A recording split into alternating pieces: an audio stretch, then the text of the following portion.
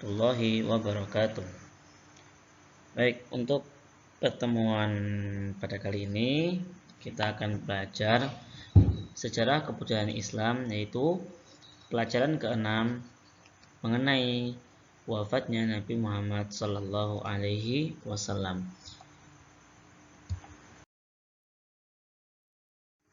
Oke, untuk yang pertama, Nabi Muhammad Sallallahu Alaihi Wasallam wafat.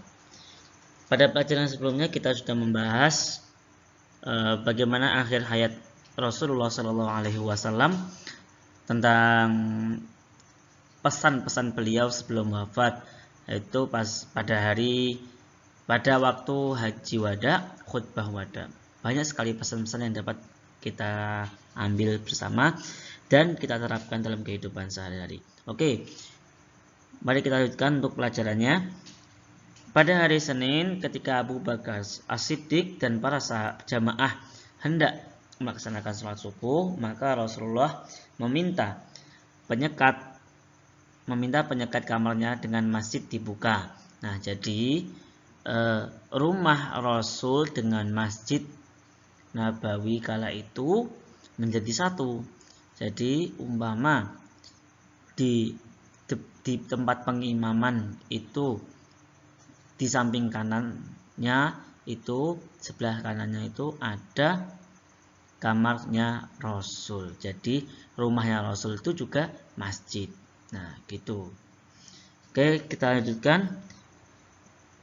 Rasulullah tersenyum melihat kaum muslimin sholat berjamaah, dan hal itu juga membuat para sahabat gembira melihat kejadian itu. Nah, kenapa para sahabat juga gembira melihat Rasul senyum? Karena sebelumnya Rasul sudah sakit beberapa hari, demam tinggi, ya sakit. Nah, Rasul juga manusia biasa, pasti juga ada daya titik lemahnya, ada ujian yang Allah berikan kepada Rasul. Salah satunya itu Rasul diberikan sakit.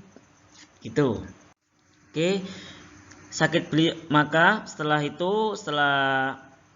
melihat para jamaah sholat subuh, sakit beliau makin parah.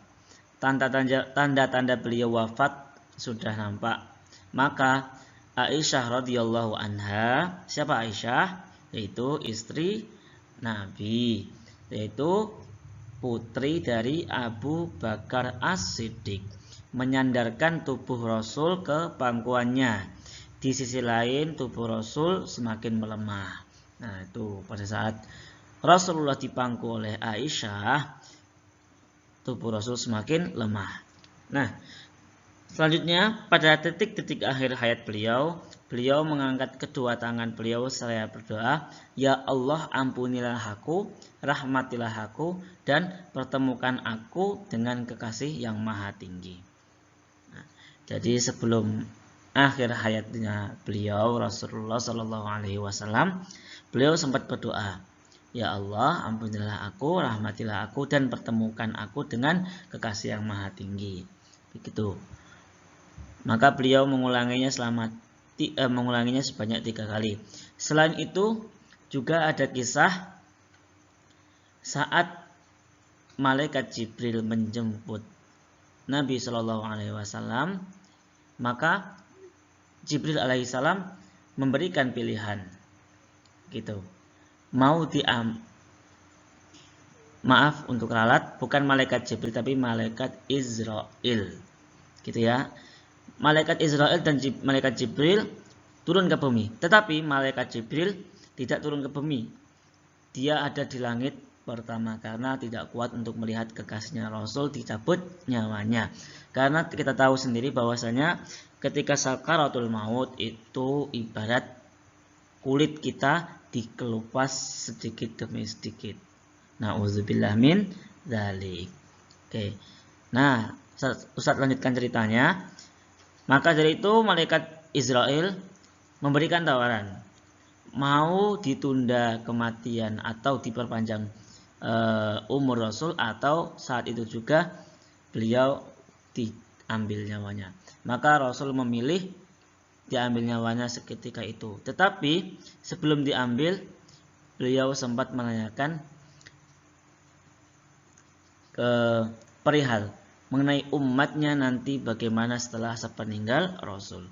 Maka malaikat itu menjawab, umatmu, maksudnya umat Islam, umat Muslim, semuanya akan masuk surga.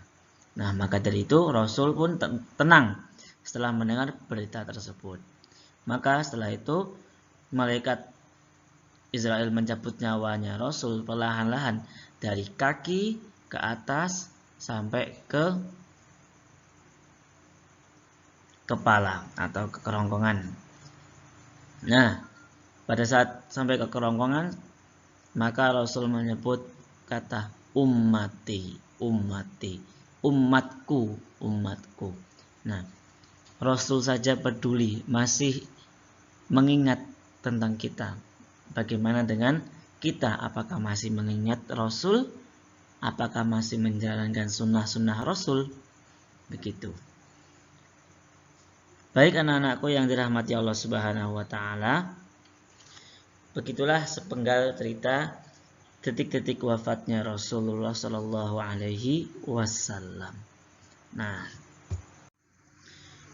kita lanjutkan. Rasulullah Shallallahu alaihi wasallam wafat pada waktu duha.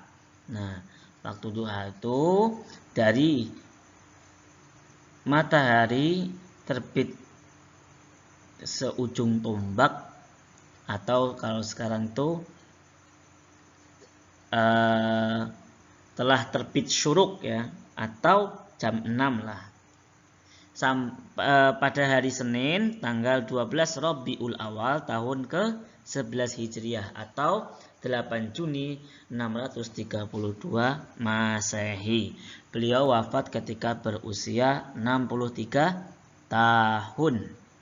Nah, beliau telah melaksanakan tugas menebarkan agama Islam selama 23 tahun, yaitu dengan 13 tahun di Mekah dan 10 tahun di Madinah. Oke, mungkin cukup sekian dari Ustadz untuk materi kali ini. Besok kita lanjutkan saat berada di kelas. Sekian dari Ustadz. Wa akhiran, assalamualaikum warahmatullahi wabarakatuh.